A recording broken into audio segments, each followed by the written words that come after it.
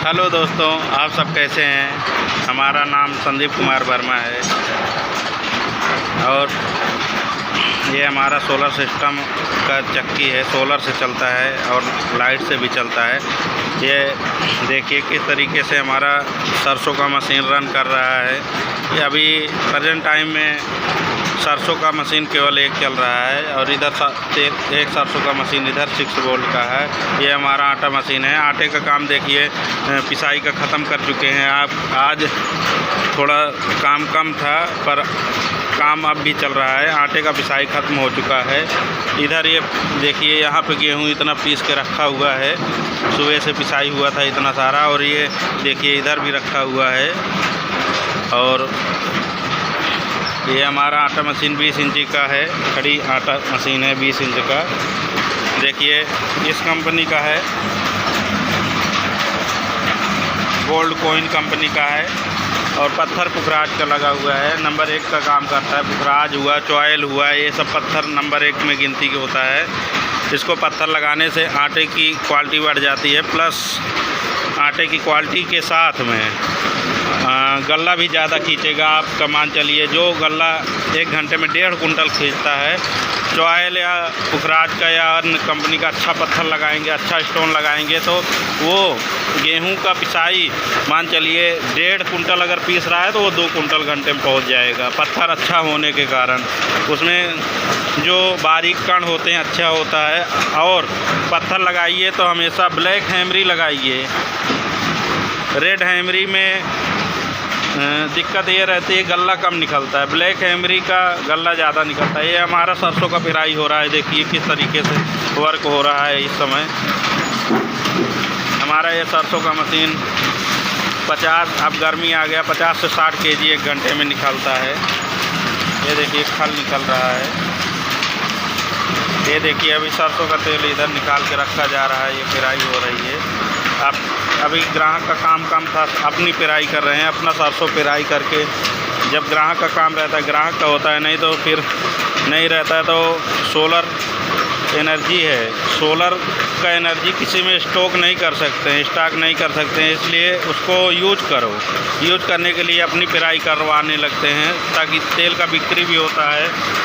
हाँ, अच्छा रहता है। खाली समय में कुछ अपना भी काम हो जाना चाहिए। ये हमारा देखिए साफ्टीन सेटअप है। इस पर देखिए किस तरीके से साफ्टीन रन कर रही है। साफ्टीन में बिल्कुल लहर भी नहीं है, एकदम सॉफ्ट चलती है। दोनों तरफ हमारे बैलेंस लगे हुए हैं। एक बैलेंस इधर लगा हुआ है, एक बैलेंस उस साइड लगा हुआ है। बैलेंस से हमारा काफ़ी राहत होता है। जैसे गेहूँ पिसाई समय में मोटर पर लोड कम जाता है, प्लस सरसों के पिराई कर रहे हैं तब भी लोड कम जाता है। और ये 10 HP की मोटर है, खुली बॉडी में है। खुली बॉडी की मोटर लगाने से मोटर हीट नहीं होते। मोटर को टच करते हैं, मोटर में बिल्कुल हीटिंग नहीं है। सुबह 8:30 बजे से मोटर चल रही है। खुली बॉडी की मोटर है, बिल्कुल हीटिंग नहीं है, एकदम ठंडा मोटर चलता है। खुली बॉडी में इधर से हवा खींचेगा, इस साइड से हवा देखिए निकलता है। मोटर की जितने तार की गर्मी रहती है बाहर कर देता है खुली बॉडी में। और जो बंद बॉडी होती है मोटर पर अगर अधिक लोड डाल देंगे तो वो मोटर हीट होगी तो वाइंडिंग जल जाएगी। और ये मोटर हमारी ज़रूरत के अनुसार जब ज़्यादा काम रहता है तो 2 मशीन तो हमेशा चलता है।